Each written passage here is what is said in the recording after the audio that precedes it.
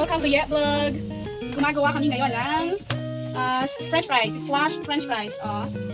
First, you have to cut this into ganito ka small. Yan. Tapos, later on, we'll add fry, anong tawag doon? Mixed fry, turbanese, tapos flour. Tapos, ipipito natin. So, it's a squash fries. Iwawash lang natin yung ating cut fries. Cut squash. After this, tanggalin natin ang water, tapos pwede na ilagay yung crispy fry and flour.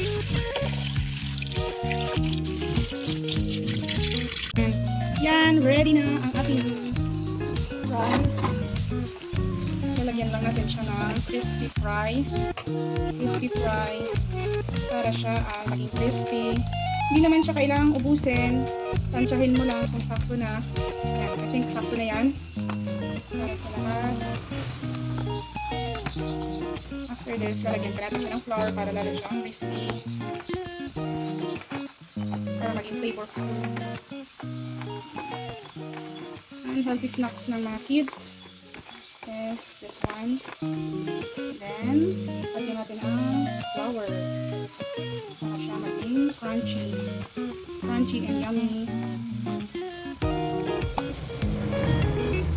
Lagyan lang natin hanggang maging pare-parehas yung portion na makuha ng flour.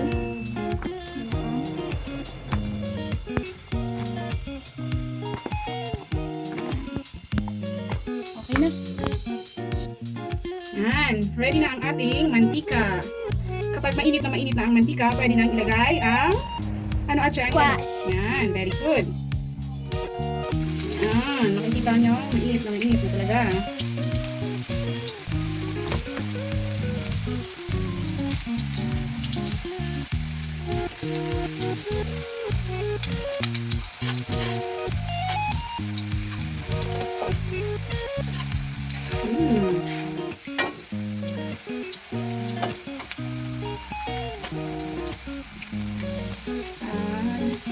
Naging ganyan yung color niya.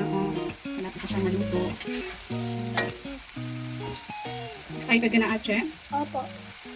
First time nating magluto ng Squash. squash fries.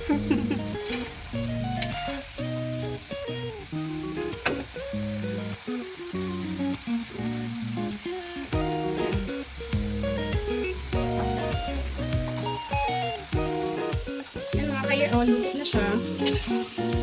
Tanggalan lang natin ang oil. Para ready na siyang kainin.